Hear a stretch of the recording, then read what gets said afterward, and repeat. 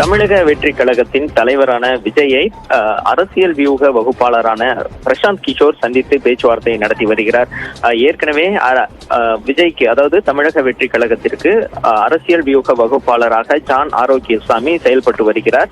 அவருடைய ஏற்பாட்டின் பேரில் இந்த சந்திப்பு, அதாவது பிரசாந்த் கிஷோரை சென்னை வர வைத்து இன்று சென்னையில் இருக்கக்கூடிய முக்கிய இடத்தில், அதாவது விஜயின் இல்லத்தில் இந்த சந்திப்பானது நடைபெற்று வருகிறது. விஜய் தற்போது ஏற்கனவே ஜான் ஆரோக்கியசாமியை வியூக வகுப்பாளராக, அரசியல் வியூக வகுப்பாளராக நியமித்திருக்கிறார். அவர் செயல்பட்டு வருகிறார்.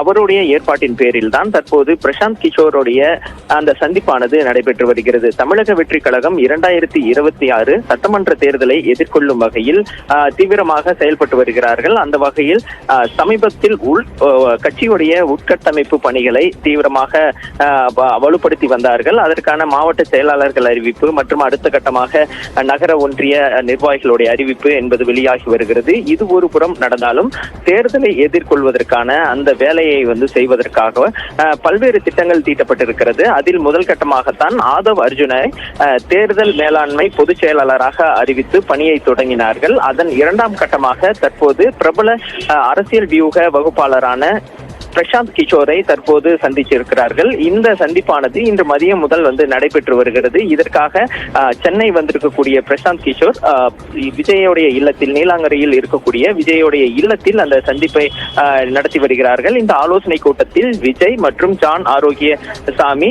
பிரசாந்த் கிஷோர் ஆகியோர் கலந்து கொண்டு விவாதித்து வருகிறார்கள்.